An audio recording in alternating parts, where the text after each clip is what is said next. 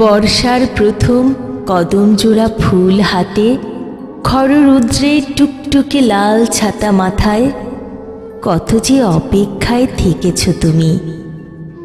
আমার আগমনের প্রতীক্ষায় তোমার দু চোখ প্রজাপতির ডানা হয়ে উড়ে উড়ে গেছে কত দূর।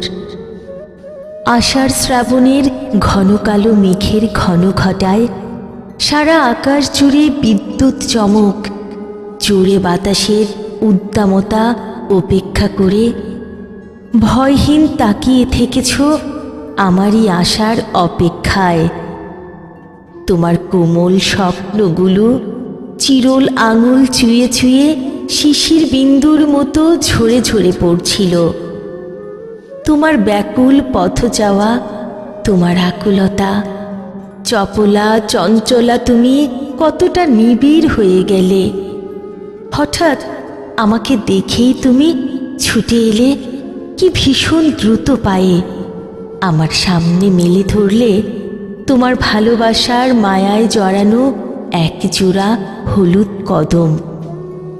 আমি হাতে নিয়েই তোমাকে ছোট্ট বাচ্চাদের মতো গালটুপা করে আদর করে দিলাম। আমার দেরি হওয়ায় খুব অভিমানে তুমি আমার দিকে তাকাচ্ছিলেই না।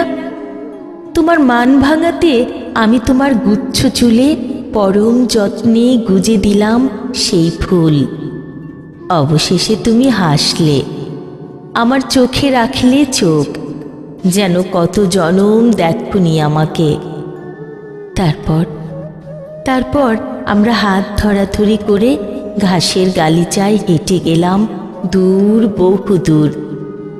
কুহেলি, তুমি কি আজও আমার প্রতীক্ষায় কদম হাতে আকুল পথ চেয়ে থাকো?